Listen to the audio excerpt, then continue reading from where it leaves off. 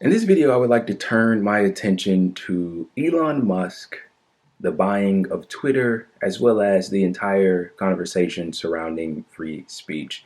So I wanted to make this video after things have seemingly settled down. Of course, after we've pretty much got the confirmation that Elon Musk has indeed purchased the platform that's known as Twitter. And so I want to discuss the conversations, the opinions that are being had surrounding this decision, as well as what you should most likely make of it. Firstly, let's address something very quickly. This is simply a reminder that we live in a capitalist hellscape. Why do I say that? Well, this decision to purchase Twitter was a decision that was made by a man who is extremely rich, therefore has exorbitant amounts of power and influence and authority, the likes of which you, me, and everybody we know doesn't have and never will possess. And so he made the decision that me and you couldn't make, and we definitely didn't have a say in, to purchase Twitter, and he's being championed by some and degraded by others. Of course, the champions say that he will make good on his free speech promises, like the last owners of Twitter never could. And by the way, the people that he purchased Twitter from were people that were very similar to him, billionaires, very rich people with a lot of authority and a lot of power simply because of the amount of money that they possess. So what makes the man Elon Musk also different? That's something that I'm having trouble trying to understand. Nevertheless, we persevere. And let's just take a moment to look at the man Elon Musk. If you do a little bit of digging on him, he's a self-proclaimed free speech absolutist. There's reports, I mean, you don't even have to look that hard, of him getting rid of Tesla workers that were trying to unionize within the company, him getting rid of people that were critical of him or his company.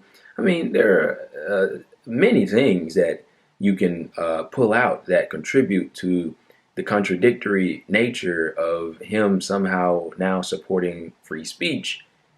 Maybe he doesn't, but I'll leave that up for you to decide. But with the games that Mr. Bezos played not too long ago, flying into space for a couple of seconds and then flying back, burning billions of dollars in the process, as the rest of us struggle with COVID, death, pandemic, ire, degradation from our government, from the politicians that we elected to serve us while they serve their donors instead and the corporations and entities that own them, we had to watch in awe as they, specifically Mr. Bezos, used his billions of dollars to fly into space and have a good merry time and then come home and go to his half a $1 billion yacht to have even more fun as the rest of us sit here living from paycheck to paycheck, having a job that we don't like.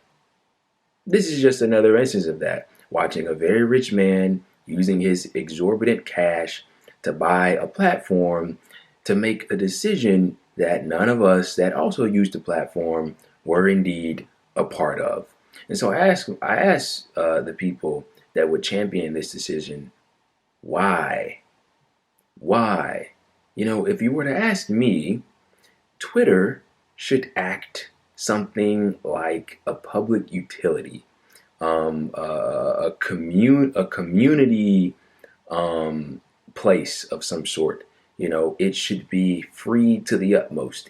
Free speech should expand to places like Twitter, Facebook, Instagram, whatever, the same way they are expanded in real life, in actual verbiage, physical speech. It shouldn't be something that's up for grabs, you know, for any billionaire that has the money to do it and they're going to run it their way and his way is better than the previous billionaire's way because he says so.